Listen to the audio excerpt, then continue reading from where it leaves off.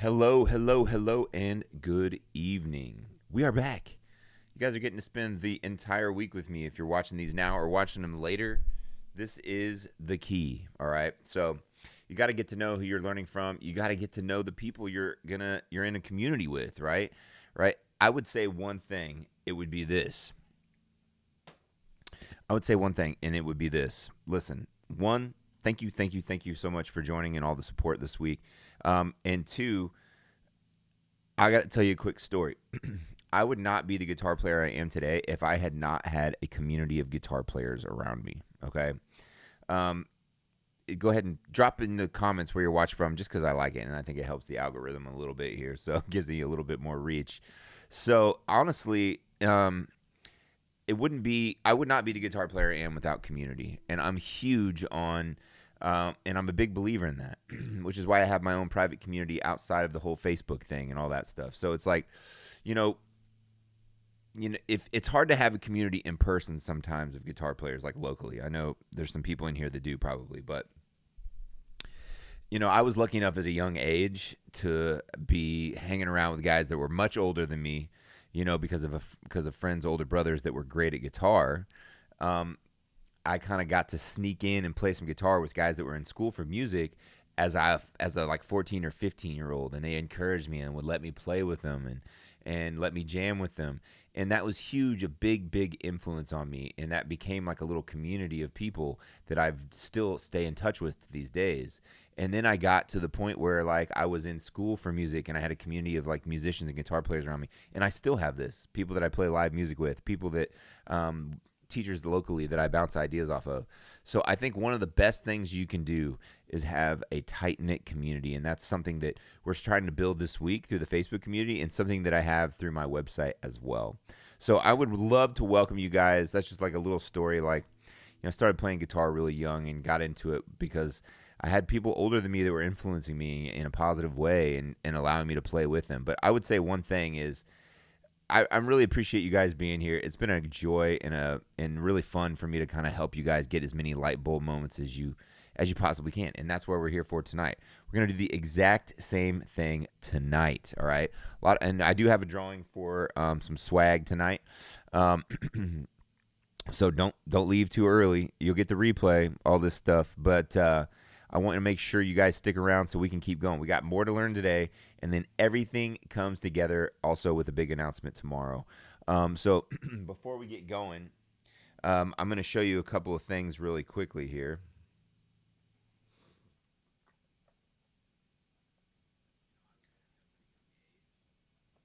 So, yeah, before we get going, I'm going to show you guys a couple of things here that has to do with community that I think is huge, like literally huge for guitar players.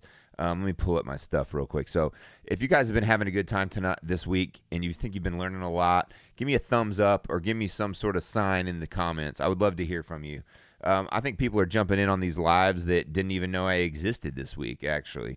So, yeah, let me know in the comments where you think you're feeling, if you felt like this has been beneficial to you. It could be a word, it could be an emoji, it could be a sentence, anything. Let me know if you've been feeling like this is helping you grow, giving you encouragement, and just in general creating a nice little community for you. Just let me know. I'd love to hear from you guys in the comments. I'm going to pull a couple of things up here.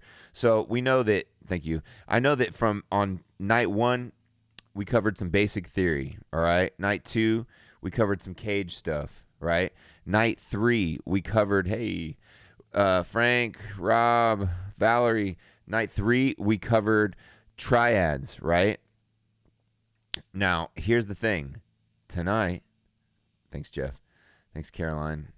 Tonight, we're going to talk about scales. Thanks, John. We're going to talk about scales that go behind some triads, okay? So, scales that go behind the triads.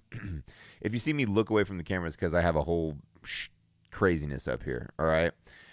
So, that's kind of where we're at with this stuff. Looks like I can play a bit. All right, that's great. Joe, thanks. Brian Flick, I appreciate that. So we covered triads. We're not going to review a whole lot because you can go back and watch those, and those replays will be up for a while.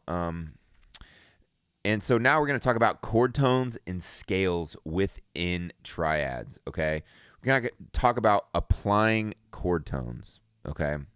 So we want to be applying chord tones to things, all right? So this is a difficult thing to do at first, but that's one of the reasons that we want to learn our triads and or our cage system altogether. You kind of want to piggyback on both triads and caged. The reason for this is because when you do that, you start to see within a cage shape. Hey, thanks Guitar Tabs Daily. Appreciate that.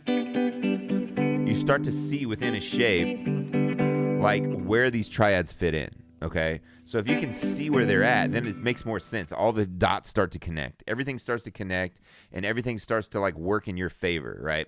You have to create some momentum. That's exactly what we're doing this week. We're creating momentum. We're pushing you to learn a little bit more. I'm here to encourage you. There's others in the community that are here to encourage you, all right? So we have all kinds of stuff that we can learn. Believe it or not, we barely scratched the surface on what we're going to cover in the future, or what you could cover in the future. And we barely scratched the surface on my entire program, all right, and everything that I kind of push people to do. And speaking of community, like I talked about earlier, having a tight-knit community, I'm going to show you something real quick here. So hopefully you'll indulge me here.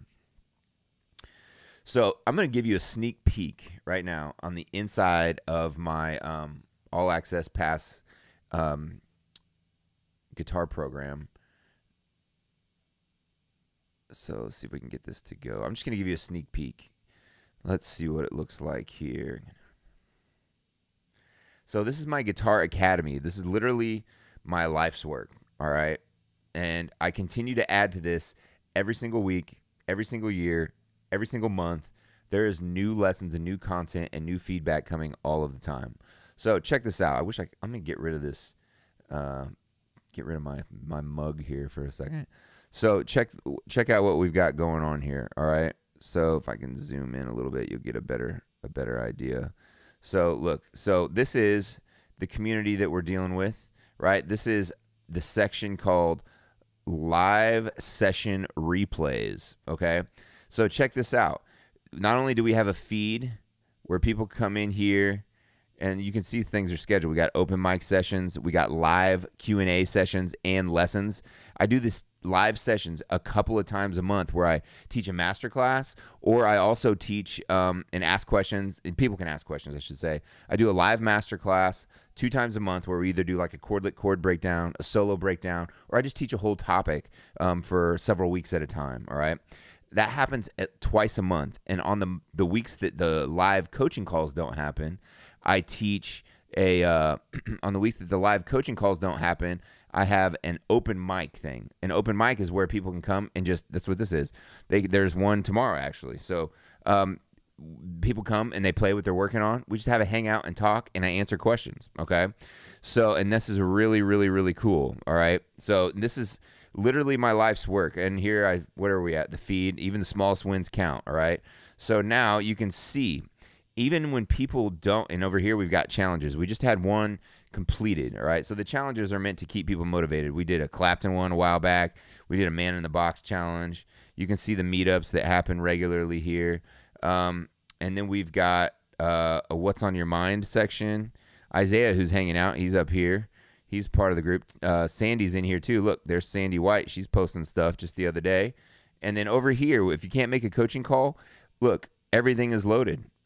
A couple times a month I do these, and you get the PDF right here, right? Here's Eric. He missed the class, but he said sorry. He didn't need to say sorry. He just missed it, but you can watch it. And you can see these are classes and feedback that you can get every single week or every other week. I'm going live. So like, this is not like a program where it's just one teacher and they just post a bunch of lessons and they hope that you just figure it out. That's not what I'm doing here. That's not what this is about. This is literally my life's work. So there's kind of a sneak peek of that.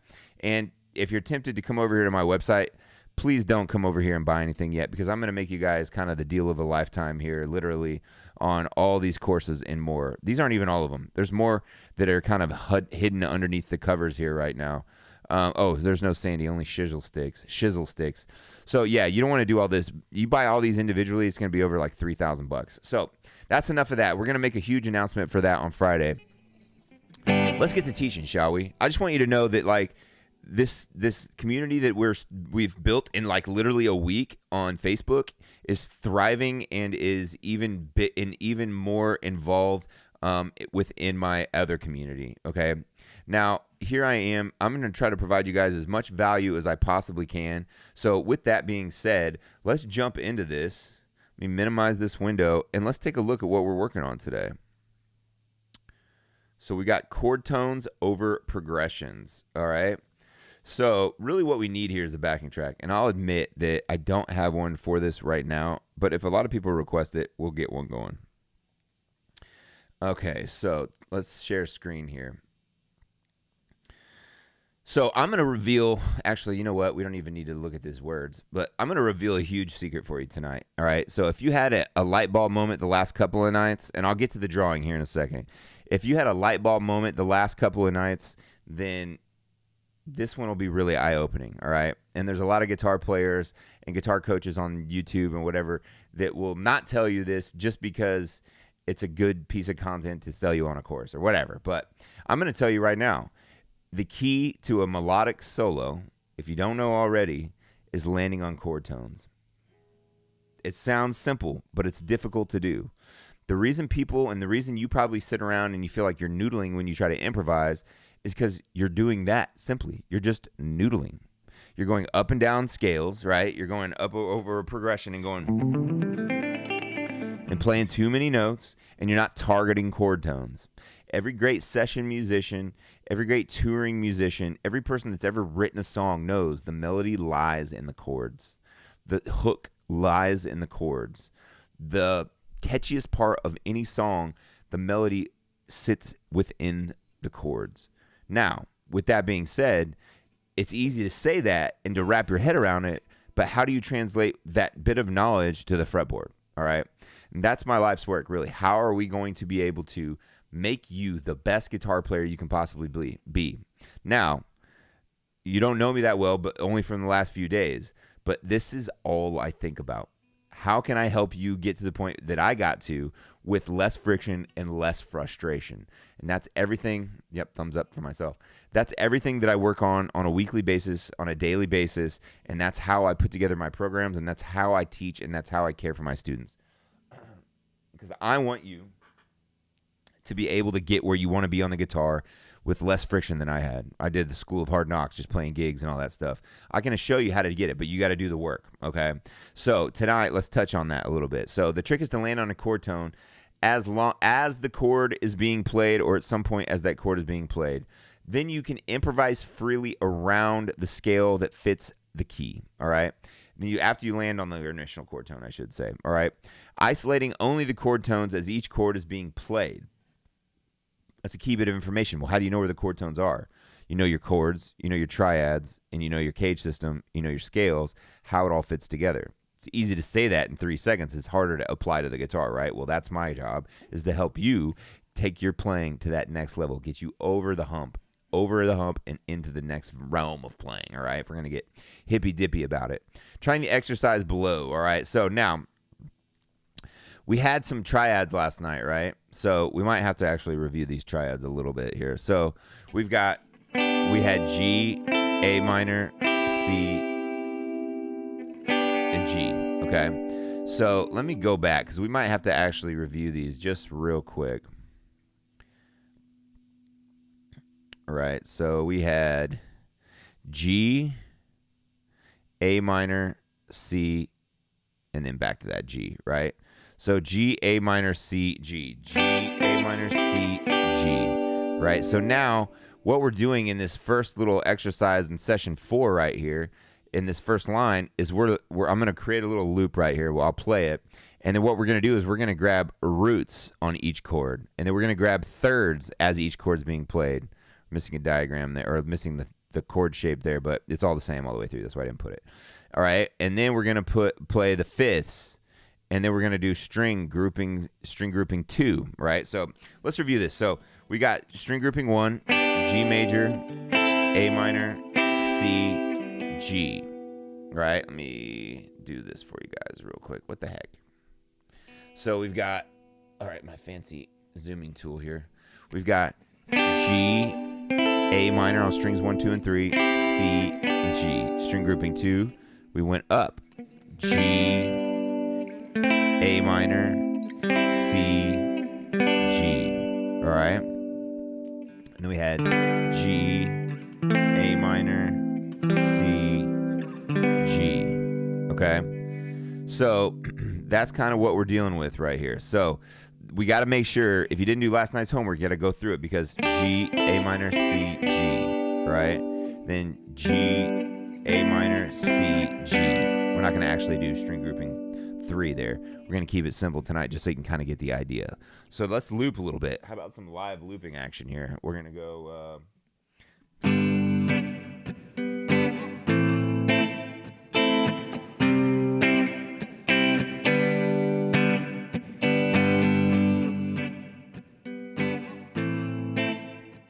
see if the loop was good.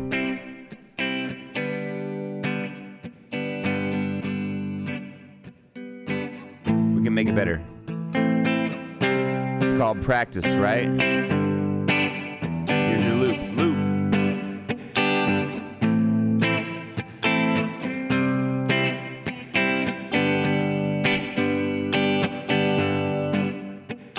Let's add a bass line, make it more fun.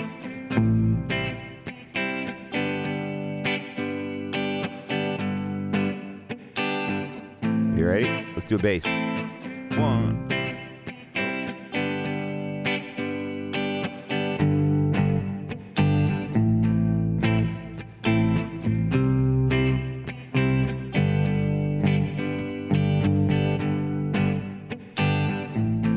So now we got a little loop going, right? So the idea is this, and I'll pull up the tab here for you guys. So the first time through, we're doing string grouping 1, where we did G, A minor, C, G. We're only going to grab roots over these, so we're going to go.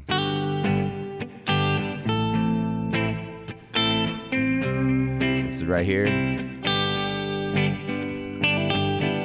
Still not the greatest loop, but we get it.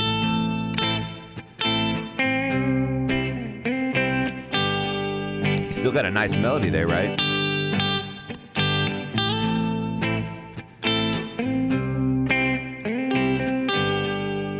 Right? So the first thing you want to be able to do is grab these, right? You want to grab roots.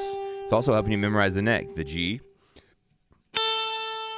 A minor, C, G. All right, so do that again. A for the root of A, C, root of C, G. One more time.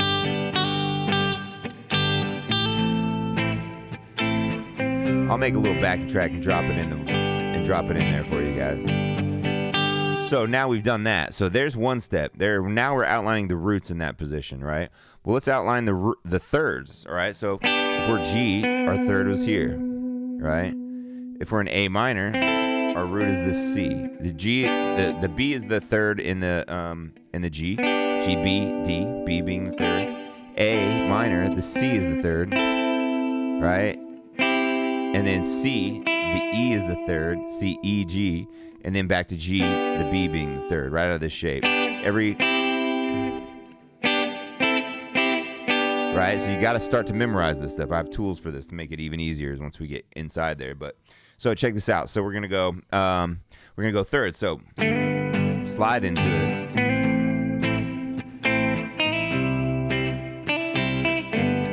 Oh yeah. So now we got a little better of a melody, a little bit better melody. Now you got a little hook.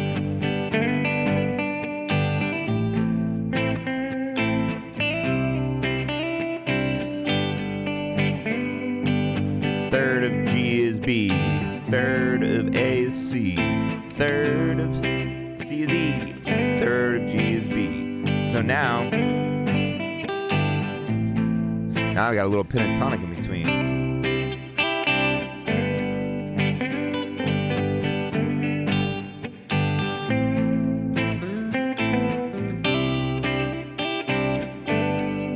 So now we'll get into some of that stuff in a minute, but how are we doing that? We're adding licks in between, right? So we're getting into the chord lick chord vibe now, all right? We've gone this far. We can't stop now. Can't stop, won't stop. I guess, right? So now let's look at the fifths. All right, you got to be old to probably know that one. I feel like the 90s was like yesterday, but I think it was 30 years ago. Okay, so look, check this out. Fifths right here. So now we're doing the fifth of each chord. So if we said G, zoom in a little bit. If we said G, our fifth, G, B, D, D is the fifth. It's right here, right? So there's the fifth of this. The fifth of the A is A, C, E. So we need is E within that triad. They're all within the triad. The key is, if you memorize where the root, third, and fifth is in each triad, you're going to know where the fifth and the root are. So, and then out of the C, C, E, G, the G. So I'm only grabbing these out of triad shapes. And you don't have to do one or the other. The roots are going to be the most predictable. Thirds are going to sound the most melodic. And the fifths are going to feel a little bit more modern feel. A little John Mayer. He mixes the fifths and the thirds a lot. And everybody mixes in the roots because that's just easiest thing to do. C shape goes with pentatonic pattern 4, right? We'll get to that in a second. I'm not quite sure hold on one second. So I think you're right on that. But okay, so let's do the fifths. All right, so we've got out of the G triad, fifth is the D. Out of the A minor triad, fifth is the E. Out of the C triad, fifth is the G. What's that sound like? So now we can practice this. Oh, I just did that wrong. No, I did right. Here we go. Fifth of G is D. Fifth of C is G. Fifth of G is D. It's all right. It's not as melodic as the thirds. Those sound a little bit better to me. Let me know which one you like better in the comments. Fifths or the thirds or the roots. So here I'll go back to fifths because that's what we're on to now. 1, 2, 3, 4.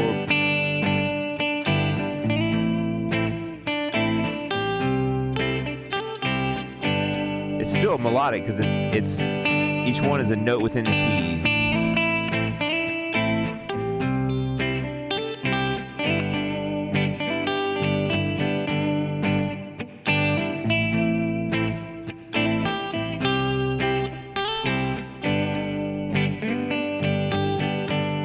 So now that's string grouping 1, 2, and 3, right?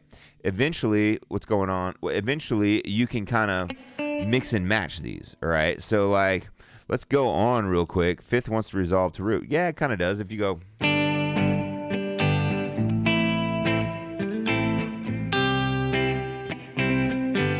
yeah, it kind of, I mean, it does always, the fifth kind of wants to resolve there, you know?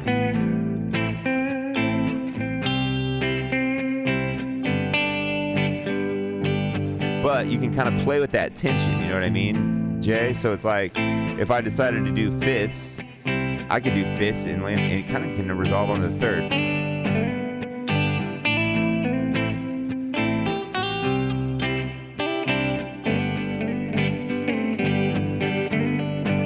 So anyways, so now we've done over that progression, G, A minor, C, with that little groove we got going there. Or 1, 2, 4, if you remember that from Monday. All right. And then we got string grouping 2. This would be the only two we're going to deal with at this point, right? So we've got Terry, what's going on? So we got, must be back in town. So now we got this triad. Let me go back over here. Oh, Allison, welcome. And Jay, you're right. Fifth does kind of want to resolve. Fifth always wants to resolve, I think, right? That's how I feel about it. So you got the G here off the second, third, and fourth string. A minor, second, third, and fourth string. C, G, right? So we got, sorry, look at the guitar, not the screen. So over the progression, there's, you practice the triad.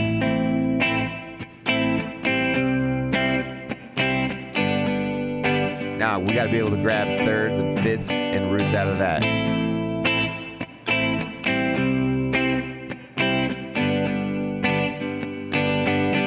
So check this out.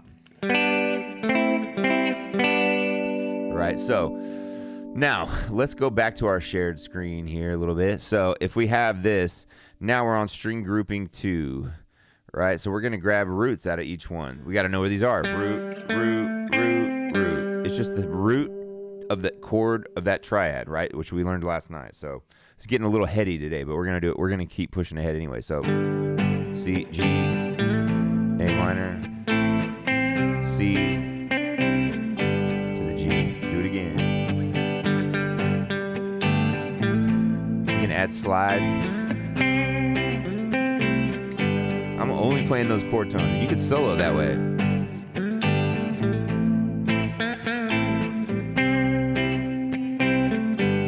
See? It's not bad, really.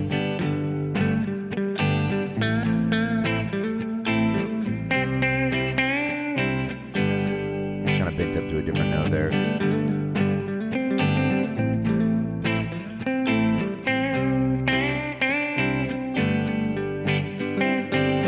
Okay, what about if we do thirds, right? Thirds over each. We got the, out of this G chord here, we got the third there, right? So let's zoom in a little bit. So we got G out of this, there's our third for the A minor. It's in the same spot as on the previous triads. It was there, here's that, out of the G, there's the third, G, there's the third, A minor, there's the third, A minor, there's the third. So they're not moving far, right? And you want to play them close together because that's where you get the best sound.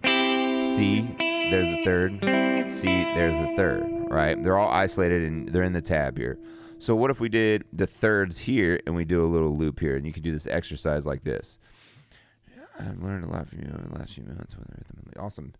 All right, so check this out. So now we're on third. So what if we go, whole notes is what these are. Two, I'm doing it again. For now, Stefan, you do whole notes just to get it right, and then you start weaving in licks. These are just thirds. Third of G, third of C, A is C, third of C is E, right? And then you can kind of be like, I'll answer that question here at the end, bro.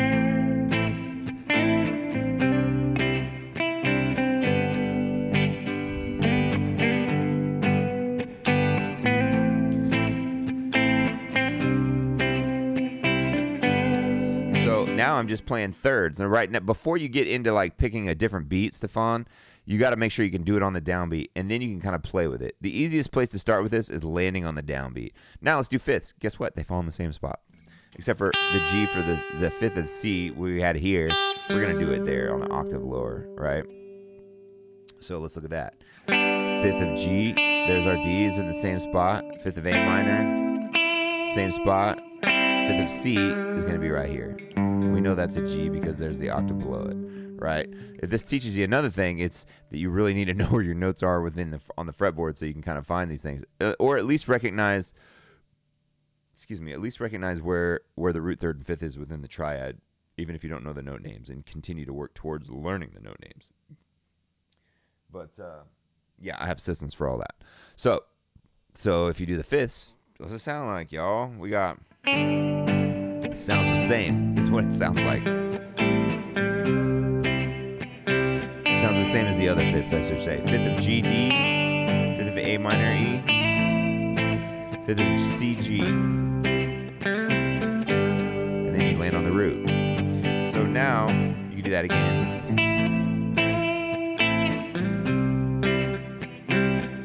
So here's the fifth of G, fifth of A is E. It's all built into the triad. Fifth of G, C is G, and then there's a root. Now if I mix,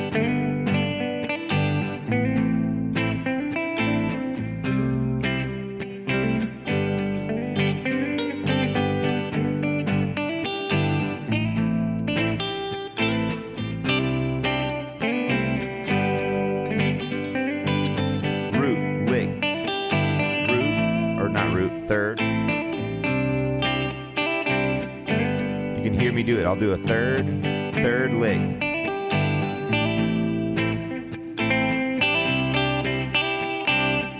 I mixed thirds and fifths right there. Here's the third.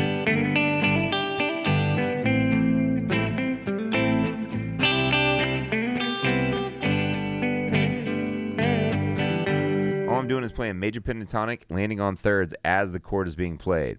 But yeah, you can land on them a little late, but you got to make sure you get them you know, you got to make sure you can land on them at the downbeat first and foremost. So, like I said, if you guys have questions, drop them in there, but you might have to ask them again at the end because I just want to make sure I get everybody's questions answered right here. With that, before we go on to the scales, all right, let's do a little drawing tonight, you guys, because we're going to apply scales, just 3 of these major pentatonics, but let's see if we can pull up a website here. What am I giving away today? All right. So let's see. Can I pull it up?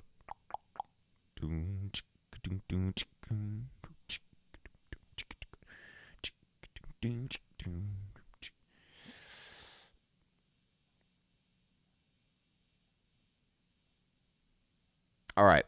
Let me pull up what I need here.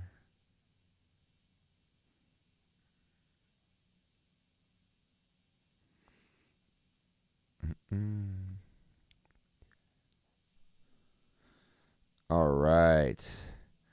For the drawing today, we have on the line a Summit Guitar School hat, 2 of them to be precise. So I'm giving away 2 of these suckers. So if you've been submitting homework, and I know some of you guys have had, your name is in my hat right now. All right. That play only 3rd and 5th. That's great, man. That's great, Jay. So like this is what's on the line. So let me bounce out of this for a second and check one thing. I appreciate you guys hanging out with me. So let me come over here.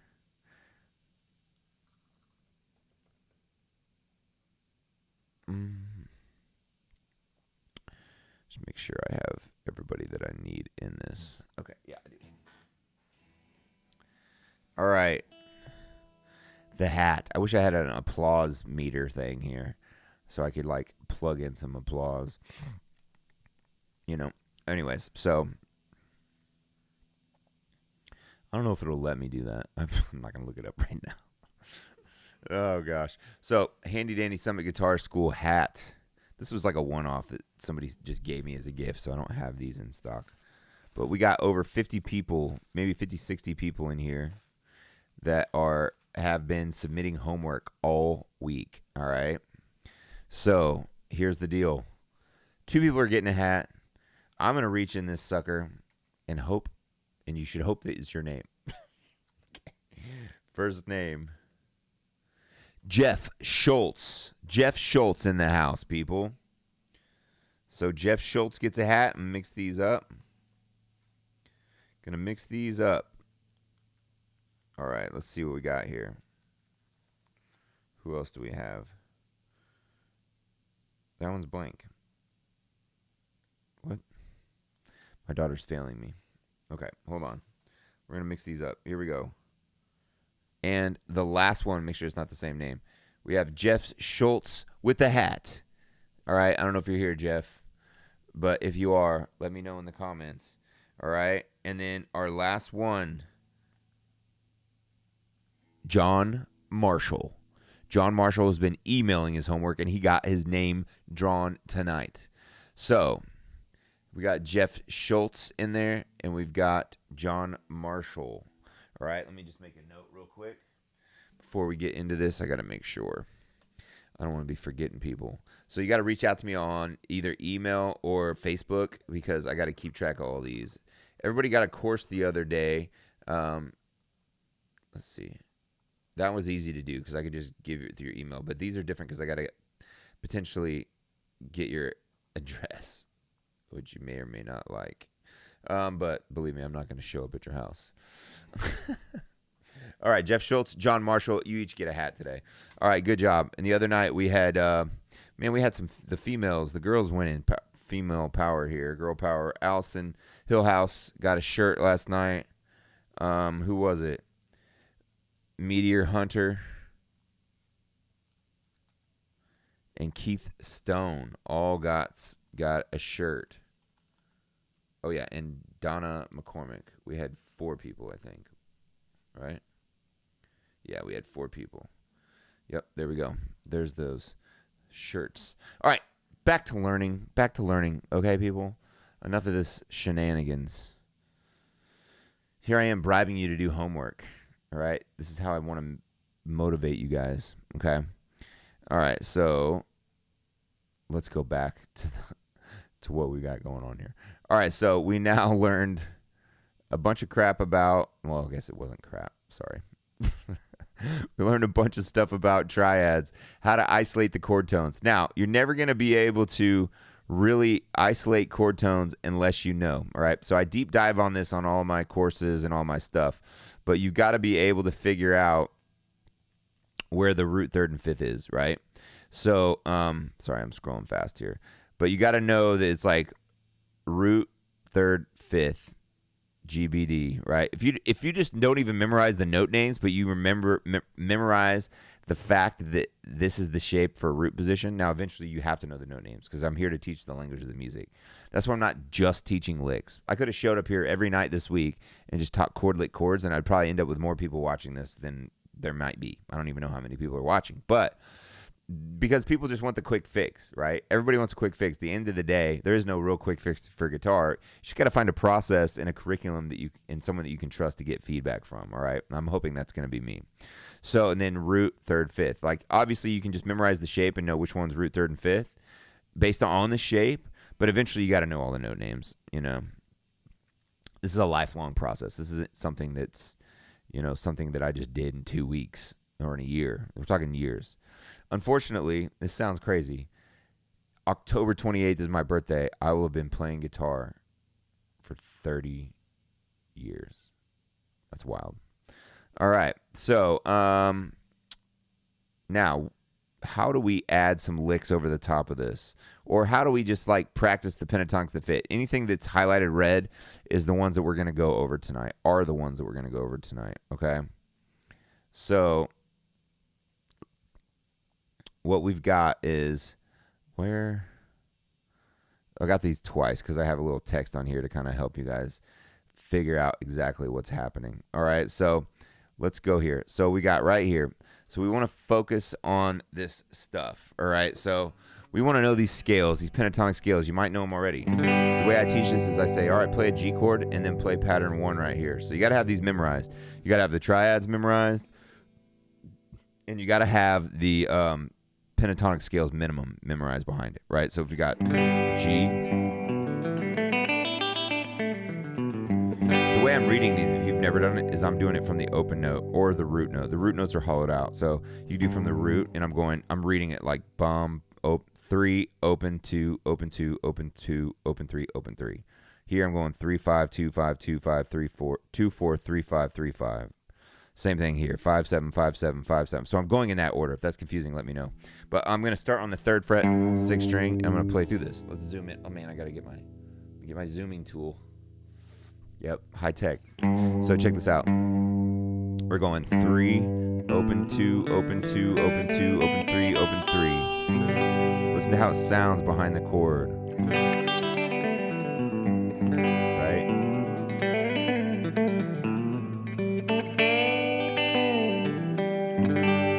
Right, so put this thing right out of tune, these new strings. Okay, so we've got the G, okay? And then we've got the scale that fits over the G shape of G. Imagine that, okay? And then I'll tune it in a second. We've got the E shape of G, that's pattern 2, and that's our E shape of G. All right, this is actually should be pattern 5. I have these labeled wrong. Sorry, guys. So this should be pattern 5. That'd be pattern 1 if it was E minor, but in the major, that's pattern 5, and then this is pattern 1. Okay, so pattern 1 right here. So ignore those numbers. So just think of it as the cage shapes. G. There's your pattern. Maybe I'll back up and get a better view here. I think. All right, and then the E shape of G,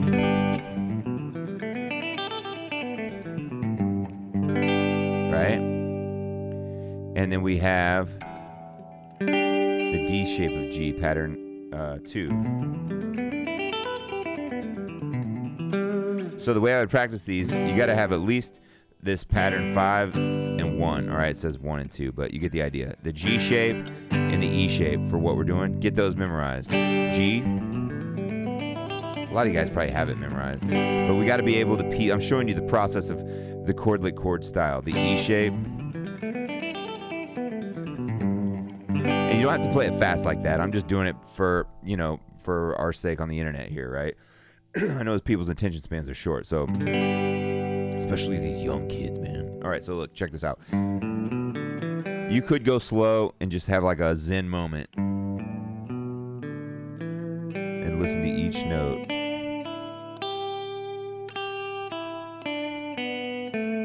A little vibrato on each. Why does that sound so Chinese? It's not meant to be a slur, I promise. Asian, I guess.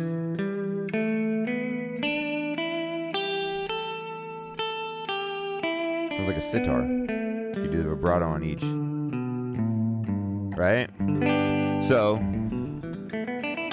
these have to be memorized to the point where you don't have to think about them, so that when you do your triads, you can lay stuff over the top of them. Okay? So we're going to talk a little bit about this. I'm going to let you guys experiment with it. Okay? So we're not doing these other ones. All right? You can even actually skip this D shape for today. If we were looking for a quick win, you could just do the G shape pentatonic and the E shape pentatonic. Okay? If I don't tune this thing, I swear this thing needs new strings so bad. I put them on a couple weeks ago, but I've been playing it a lot. I got a dad joke for you. Well, it's actually more like a phrase. I don't even think it's a joke. This bass player I used to play with would always say, if you were out of tune playing guitar, it's an old school guy who's like a staple Kansas City bass player. His name's Paul Greenlease. He would look at you, and he's not old. He's not that old, but he would go, I heard playing out of tune's what killed Hendrix. I guess because Hendrix was out of tune a lot. Because he was using his whammy bar all the time. Going crazy. It's not even that funny, but as I said it, I just made myself laugh. So I don't know if it made you laugh or not. Probably not. He'd say it just like that. I heard playing out of tune's what killed Hendrix.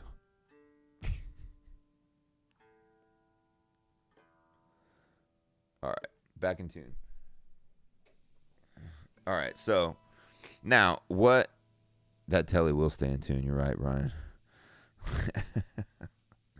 It'll never go out of tune. I could build a addition to my house and that thing would stay in tune. So now what we've got here is the progression is G, A minor, C, or 1, 2, 4, 1, right? Any of the notes above scales will work great with the chordlet chord progression. Essentially, we're working towards playing that style, right? Next thing you want to do is try to play the progression, add a little slide or hammer on using the scale, all right? So you can read all this yourself. You don't need me to read it. But I'll go through just the steps, all right? We got steps here. Look at this. Processes. If you're a process person. You start by playing the progression with full bar chords, add a scale or chord tone underneath. I'll show you how I'm going to do that here in a second. Then it's like play the bass note of the first chord, hold the bar chord. This is a little in depth here. I wrote this months ago when I was playing this. Play the bass note and then the full chord. Add a pentatonic lick or run. It could be out of time at this point. It doesn't need to be in time. You're just trying to get the idea. Be aware of how much time you have in between the chords to play your lick. Now, that's getting a little bit more advanced. I'm going to show you how to do it and just kind of get it moving on your own and not worry about the timing. Land that lick on the root of the next chord. It could be either the bar chord or the triad in this case, okay? And then give the listener the impression that you landed. This gives the listener the impression that you landed on the whole chord because you landed on the right bass note, right? If you're, that kind of goes against like landing on the thirds and stuff like that, but that's part of playing really melodically is landing on the thirds, right? So, sorry, just making sure my live was still going here. But when it comes to like just playing solo guitar and doing chordlet chord stuff, you can really trick the listener by landing on the bass note, and that gives you time to get to the rest of the chord. Okay? So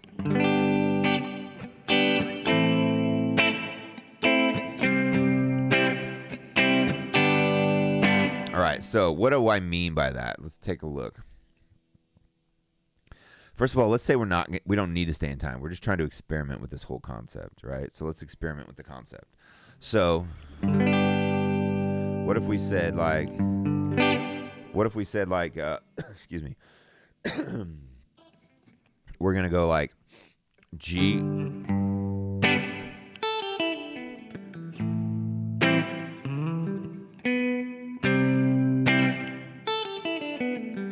Right, there's nothing crazy happening here, right? But if I go G, to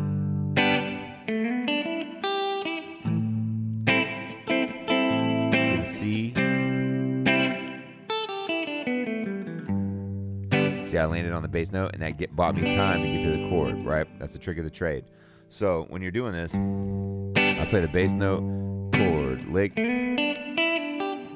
full measure of a chord, 3, 4, then 1, 2, 3, 4, 1, 2, 3, 4, and 1, 2,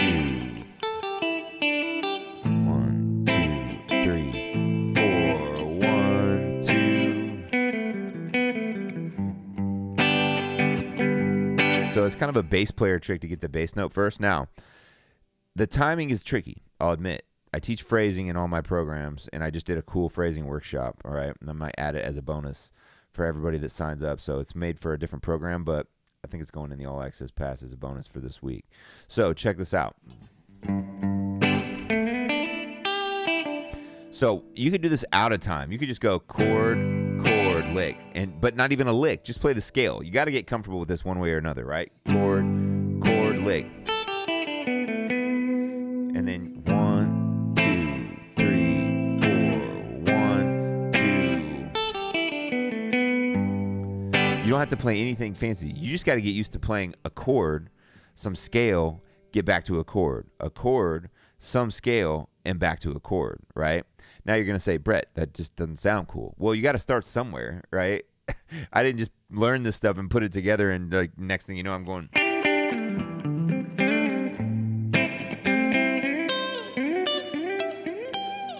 I didn't just start doing that, right? That's not how it works, right? Playing guitar is the long game. So you got to get small wins. That's what you need to get. You have got to get the small wins so that you can build on this information, okay? So I've given you guys a ton of information this week.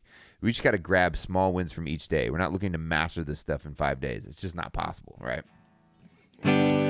So, but what we can do is build a ton of momentum, get some light bulb moments going, and hopefully get you guys to come along with this journey even further after it's all done. So here's what we got. We're going to do a chord, then scale. And then a chord, 3, 4, chord, scale. All right, so nothing crazy there, right? So now how do you get and I just did this basically just this E shape major pentatonic. So 1, 2, 3, and I just walked it down. If you're confident doing that, then you got to mix it up, right? And you could use the open notes as well. I just didn't. So you could go 1, 2.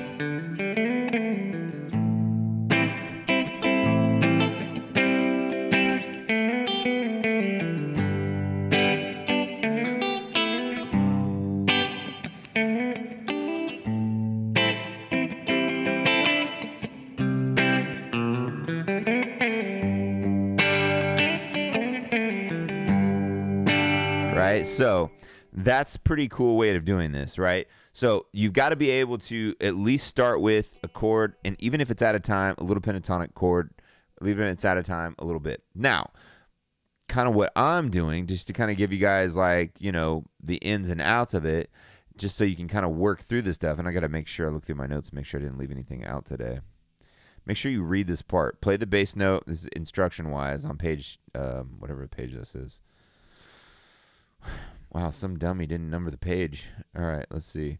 Applying the scales page where it says step 1, play the bass note of the first chord, hold the bar chord, play the bass note, then the full chord.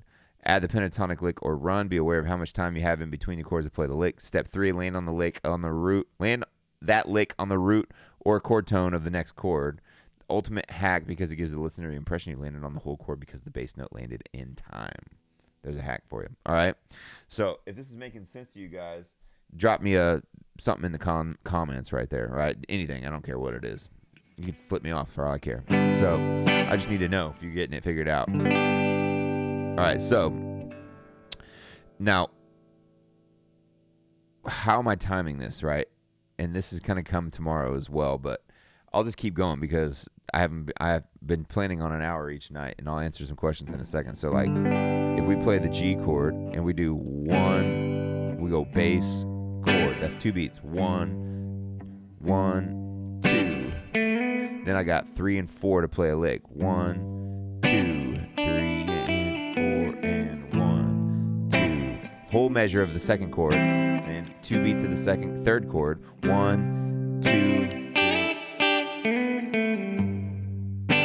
Right, it's really helpful if you have a metronome. I'm just using my personal sense of time, but if your timing isn't great yet, you've got to put on the metronome. All right, so you got 1, 2. Sorry, 1, 2. Is that Jeff Sanders? I don't know which Jeff that is, but 1, 2, 3, and 4. So 1, 2, 3. 1, 2, 3, 4, and 1, 2, 3, and 4, and 1. It's hard to count that and play it. You can keep it real simple. So I'm doing 2 beats of the chord. So 1, 2, 1, 2, 3, 4. Then 1, 2, 3, and 4, and 1. That's the simplest way to get started, right? Oh, Jeff Schultz. So I got a Jeff Sanders stuck in my head. So, like, you got to have a groove, right? So you might have to put on a metronome or something to kind of keep this going. But all I'm doing is 1 measure of G, 2 beats of the lick. So, like, 1, 2, bass note, chord, lick. 1, 2, 3, 4, and 1, 2, 2 beats of a lick. Landed on the bass note before the whole chord. Tricks you into thinking I'm there. I am there, but I just don't have the whole chord there. It's probably from my bass playing gig years. 1, guitar player can be late if the bass player's on time. 1, 2. Everybody knows that. Bass player's usually the best musician in the band. Don't let anybody tell you different.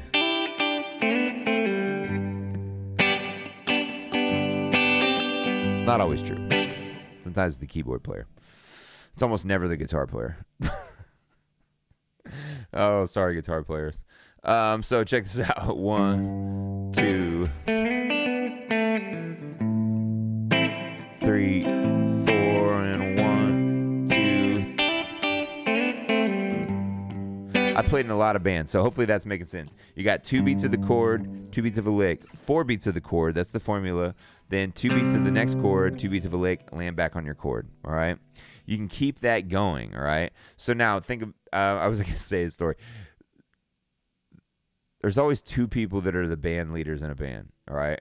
Okay. This is old school music, playing with thousands of different gigs and different things like that. There's always the one guy that thinks he's in charge of like the band, and then there's the guy that's actually in charge, but it's like unspoken. So it's like one guy that's like, all right, here's what we're playing tonight, and here's the tempo we're going at. And then you got the one guy. Then you got the guy that's like, yeah, we might play that tonight, but we're gonna play it where I think it feels the best. It's usually the drums or the bass or something like that. It'd be like those two, the drums and the bass, are really in control of the tempo of the song. But there's always one guy in the band that thinks he's in charge of everything, or one girl, and there's another person in there that's like unspokenly really in charge of everything. Oh man, that's funny. I've been both. If you're looking for, have I experienced that before? All right. So let's see if we covered everything here.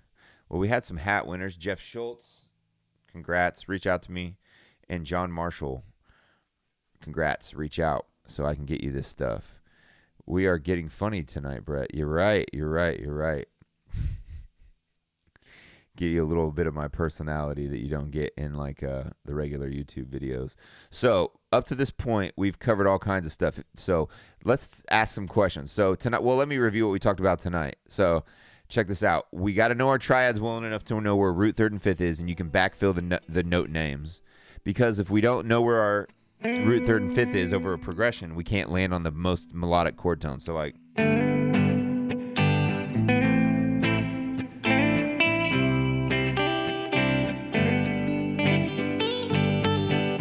there's the fifth.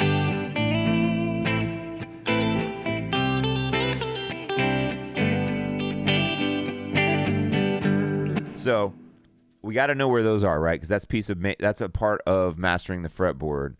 It says, Jay Wood, please show example with the C and E shape. Like the C, from Cage, is that what you're talking about, Jay? Let me know. So, okay, so basically, are you talking about triads? Or are you talking about the progression? Are you talking about chord tones? Let me know.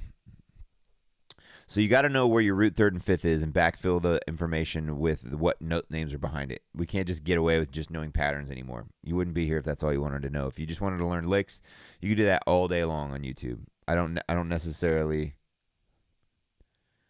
So move the shift.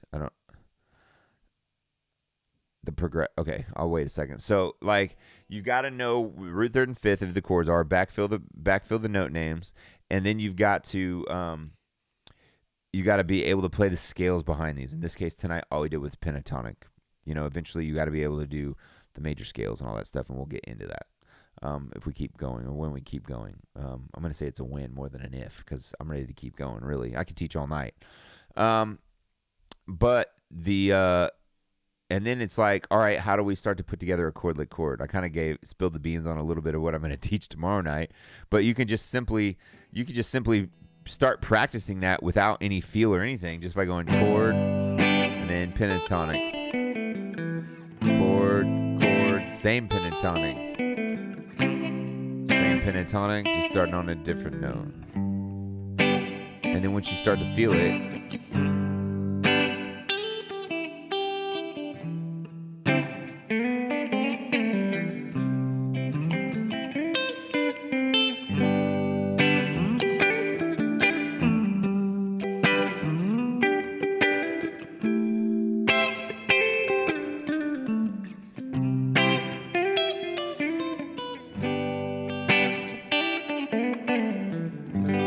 anyways, it's a journey. All right, let's see what we got over here. Please show the example with the C and the E shape. So move the shift. I'm confused. Sorry for the delay. You can play the progression in a different area of the neck and show how you would flow and overlap from there. Yeah, so let's take a look at that. Ow. Oh, just hit my elbow on this. So let's say we did C shape of G, and then I went to A minor and I just back up to a triad. C in the E shape, back to G in the C shape. G in the C shape, A minor, kind of like an E minor shape, C in the E shape. So I got pentatonic here.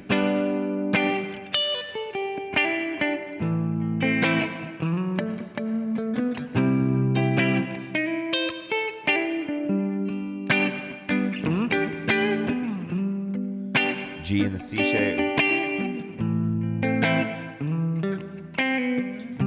C in the E shape.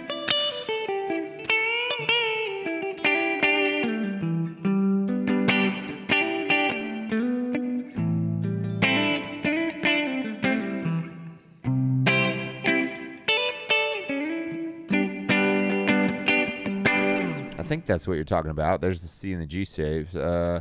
So that pentatonic, we started with G. You're playing all G pentatonic and then going to A pentatonic when you shift to A. No, I'm not. Oh, hopefully that made sense, Jay.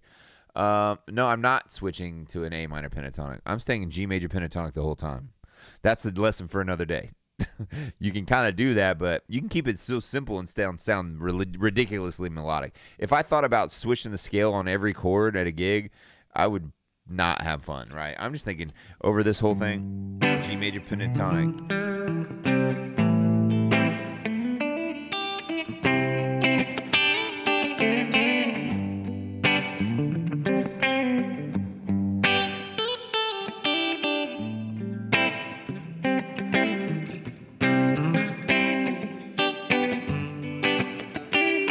Up the neck, you got G, the C shape. Sorry.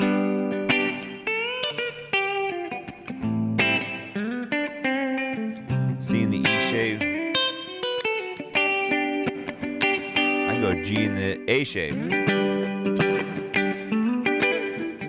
A minor in the A minor shape, C in the D shape,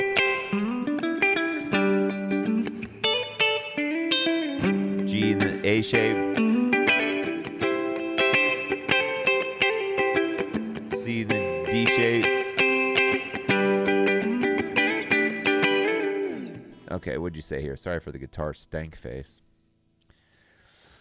Okay, but the key is to land on an A, switching from G pentatonic.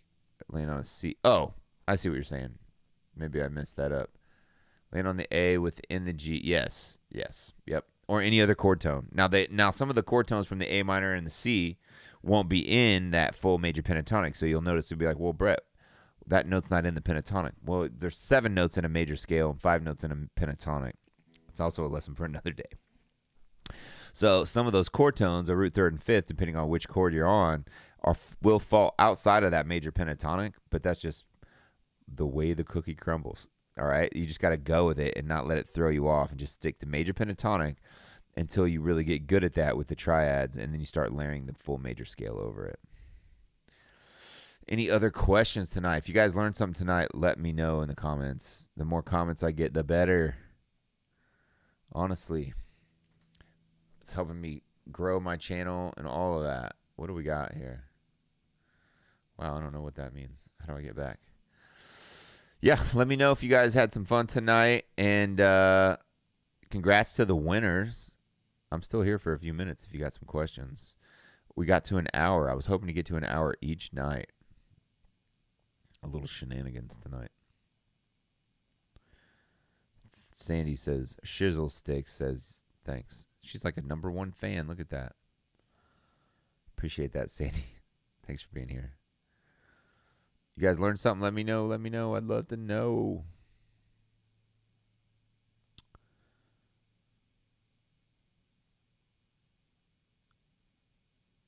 That's great. Thank you, guys. All right, y'all. I'll post this replay up. You'll be able to get to it. And you guys are going to keep rolling. We got one more night tomorrow night, and then we got some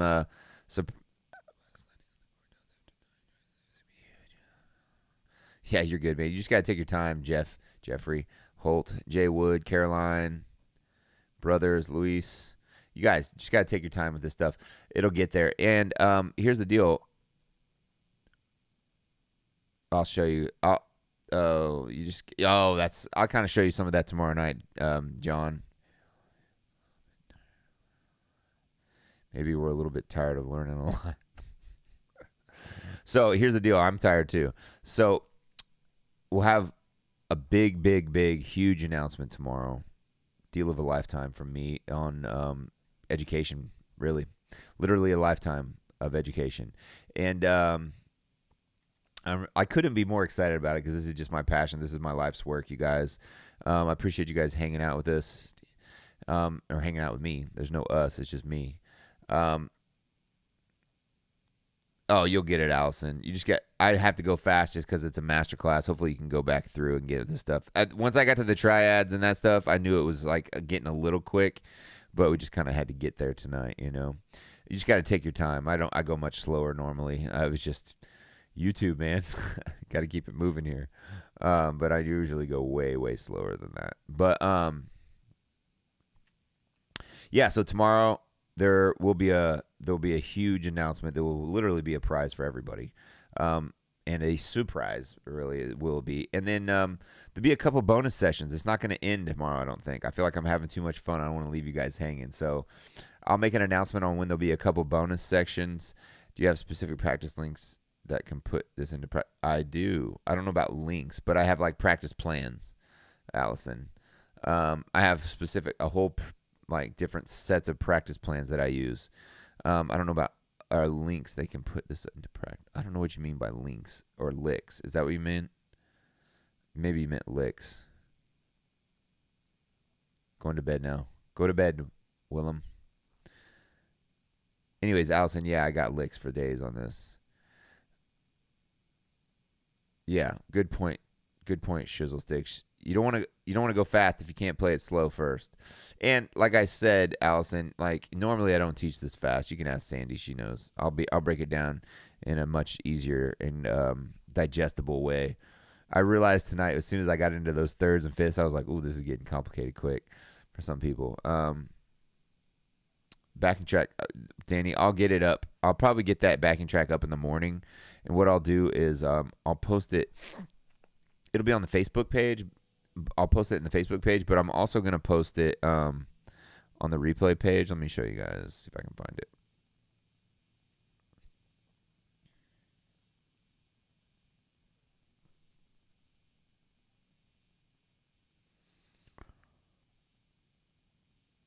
I'll post it here too in case you guys hate Facebook. As of right now, you got 3 replays up right here. You're gonna want to have this link. It's in your email. It'll be one later today too. So, or later tonight, I'll send that out. But I'll put like a little link in here so that you can download that. Right. So I'll drop it in here. Replays will be available at least a week after this Friday. After that, I can't guarantee it. Just because of the way YouTube works and the amount of content that you guys have joined. I don't know if I'm going to leave it up there for just live for the entire world to get, or just for the special people that joined me on this journey this week. I'll figure that out, but they're definitely going to be up until a week, until, let's say, from this Sunday through next Sunday, I would think. Oh, you're good, Carrie. Steve Harris. That name sounds so familiar. I don't know if you're a Kansas City guy or not. But yeah, I'll drop a link to a backing track in here. Admittedly, I don't have that track, so I'll have to make one real quick in the morning. I meant to make it, but I didn't. So I'll make one real quick, and I'll post it up, and you guys will have access to that. I'll also drop it in the Facebook page. Anyways, you guys, what is this? How long will it be? Yeah, thanks. Oh, you can print it off at like Kinko's or something. There's a black and white version in the Facebook page. Danny Dugan, Shizzle Sticks. Okay. Thank you guys so much for all the content, or all the comments, all that stuff. I'm going to let you guys have a good night. I'm going to go upstairs and hang out with my family and eat something. You guys have a good night.